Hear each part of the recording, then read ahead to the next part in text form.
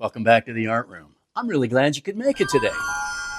I am super excited to show you my latest art gadget. It's a time machine. First, we'll open up the control panel.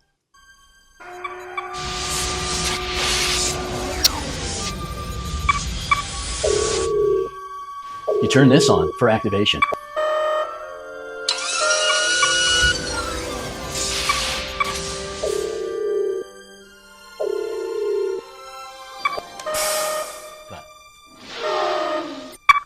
I wonder what kind of art projects they had way back in 1875. Well, let's find out. Let me just enter the time coordinates into the time coordinates window. Okay, let's go. Whoa! Oh, the art room's so different. Wow. I think they used to call that a cornhusk doll. Well, how about we try another time? I know, let's go back to 1975. I'll punch in the time. Okay, let's go. Whoa! Wow, look at this place.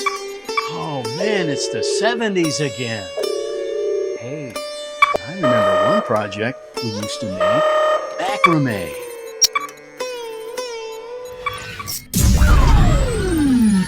So let's get back to the art room so we can start making our macrame plant hangers.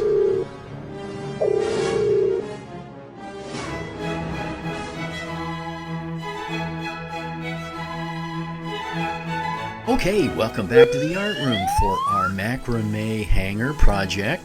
I love making these way back in the 70s there, of course, but it's a useful thing to know how to do now. So what I've got is a 4-inch flower pot.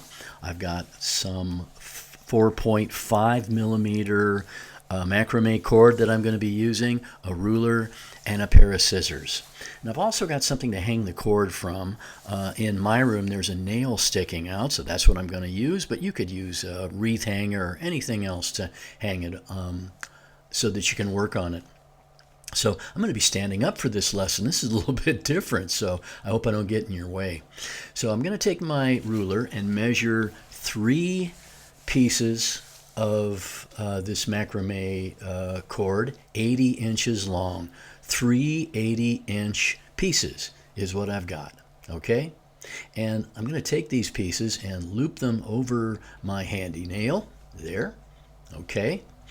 Next I'm going to get another piece of my macrame cord, about 20 inches long, and this is going to be the knot that binds our pieces together. So I'm going to make this kind of a figure 6 with the top facing up, just like that. Hold it on the front of your 3 cords and grasp it firmly. Leave that little top part sticking out and wrap these rotations around the rest of the cord and the bottom part. Whoops, that slipped off.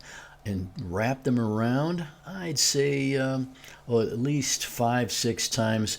When you get down to the bottom of the letter 6, or the number 6 rather, and you see that little loop sticking out, then stop. Take your string, the tail that you've been working with, and right through that bottom part of the number 6, pull it down tight. Okay, and after that's nice and snug, grasp the top string right here and pull.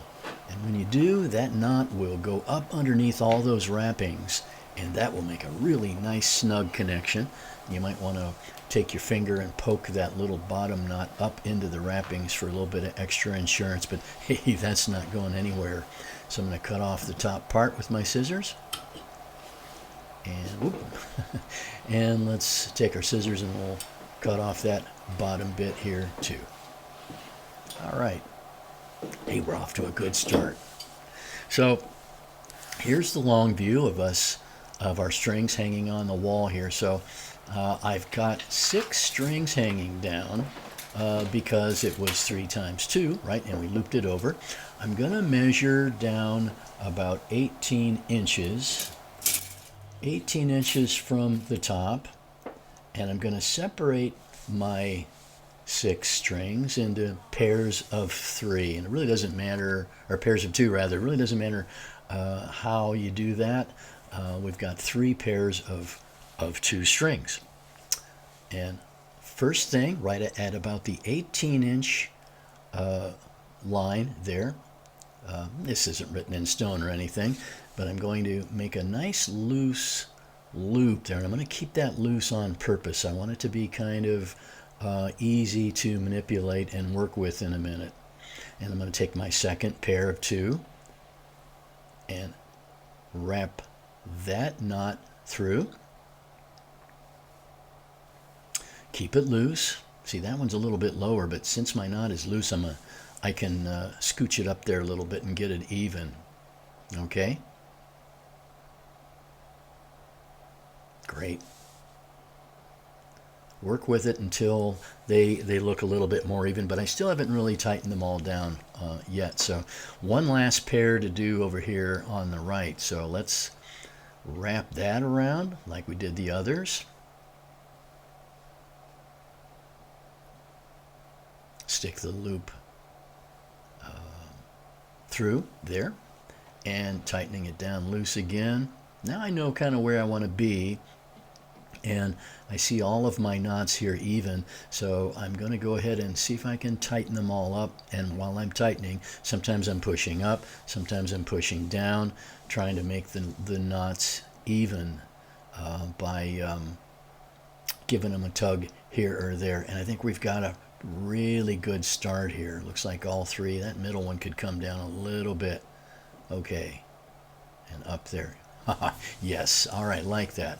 I'm going to take my flower pot and take kind of a measurement. So it's 4 inches tall, so that means that this next part I want to come down about 4 inches to make the next series of knots that I'll be making.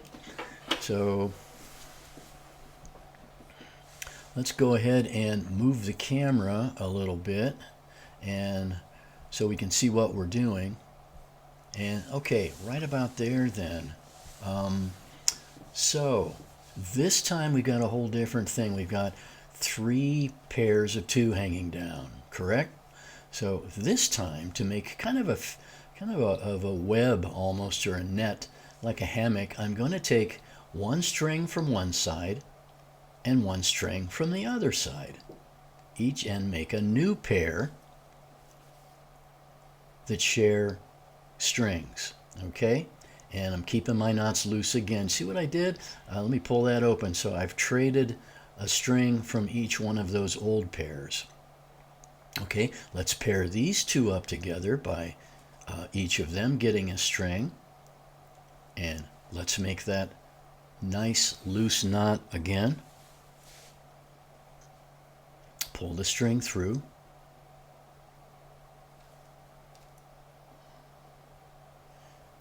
And I'm working that one up. I can tell where I need to be on there, on that one. So yeah, I like that. So we've got 2 strings left, and they're our last pair. So let's make a knot there in our last pair, run the strings through. Hey, I hope you're getting this. And here I am adjusting that pair as well. And hey, we're getting pretty good at this now. I'm kind of getting a little better at evening up those knots. That one needs to come down. Let me tug down on that one a bit. That one needs to come down. That one needs to come down a little. Okay. All right.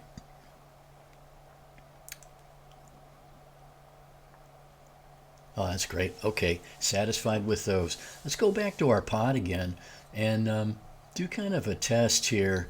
I'm going to set my pot. It's a little bit, for me at least, better that the knots that we made first sit on top of the pot. And do you see how they kind of snug the pot in and hold it in position? That's kind of a good thing, I think, when it's blowing around in the wind, or when you have a plant in it. So I'm going to make sure those are sort of even. So it looked like where I was grasping it right about there, about 4 inches below that, is where I'm going to put my final knot, about 4 inches below our last row. So here I go with that wrap knot again with my my string, about 20 inches of string, and I'm just going to wrap around with that number 6 idea that we showed you at the beginning. Same knot, and wrapping it 5, 6 times maybe. Okay, and here I am at the end, and let's go ahead and slip that through the loop the way we did the first time. Sorry about my hand being in the way here. Let me move that out. Okay, so I'm through the loop. Yes, pull that down right there. Grasp that string on top. Give it a nice firm tug. And up inside those wrappings it goes. Pull it down nice and tight. And let's cut the top string off. And I think I'll just let that bottom part hang down as part of our tail coming up. I think that'll work out nicely. All right. Hey, we're in great shape. So the next thing we're going to do is take a look at what's left hanging down. And we could just leave it the way it was, but I think this is kind of a neat way to finish off your macrame plan hanger. I'm going to go and unravel the individual filaments of these 6 pieces rather that we have hanging down. I'm just going to untangle all of the 6 pieces, and it makes this kind of a neat big bushy horsetail affair at the bottom. Really looks that looks great, doesn't it? Oh, wonderful. Okay, there we are from head to toe all the way up to the nail. Okay, well, time to put your pot in and see if it fits. And if it doesn't, you can make little adjustments here or there. It's just string. You might have to work with it a little bit, untie a knot or something to get it to fit perfectly. Okay. And of course, it's going to look extra especially good if you throw some flowers inside your macrame pot. Ha ha! Look at that. Okay, well, I hope you enjoyed that, and I hope you have success with it. Thanks for following along with me as usual. And don't forget, no matter where you go, no matter what you do, you got something to be proud of. You're an artist. So stick with it, and we'll see you back here next time in Mr. Shay's Art Room.